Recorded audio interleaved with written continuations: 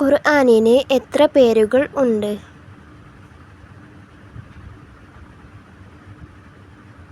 ഉത്തരം 20. ഖുർആനിൻ്റെ തലവൻ എന്ന് നബി സ്വല്ലല്ലാഹു അലൈഹി വസല്ലമ വിശേഷിപ്പിച്ച സൂറത്ത് ഏത്? ഉത്തരം ബഖറ.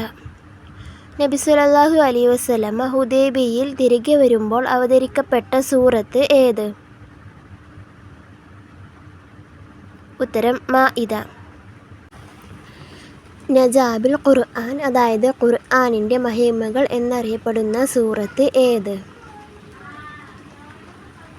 ഉത്തരം അൻആം. ശുക്രിൻ്റെ സുജൂദ് ഉള്ള സ്ഥലം ഏതു സൂറത്തിൽ ആണ്?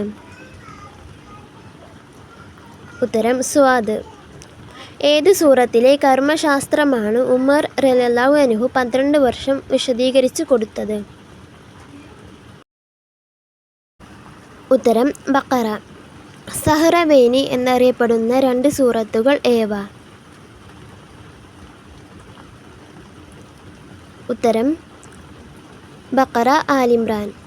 ഫാത്തിഹയിൽ നൽകപ്പെടാത്ത 7 അക്ഷരങ്ങൾ നൽകപ്പെട്ട ഖുർആനിലെ ഏക സൂക്തം ഉള്ള സൂറത്ത് ഏത്? ഉത്തരം അൻആം.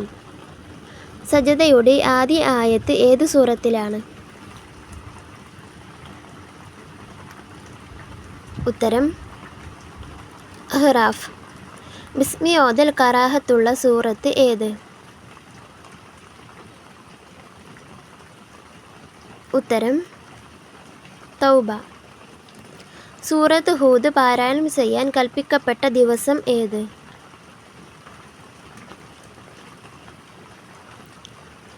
ഉത്തരം വെള്ളി. ഏതു സൂറത്ത് അവതരിച്ചപ്പോഴാണ് ഇബ്ലീസ് അട്ടഹസിച്ചത്? ഉത്തരം അറിയുന്നവർ കമൻറ്റ് ചെയ്യുക. ചാനൽ സബ്സ്ക്രൈബ് ചെയ്യുക.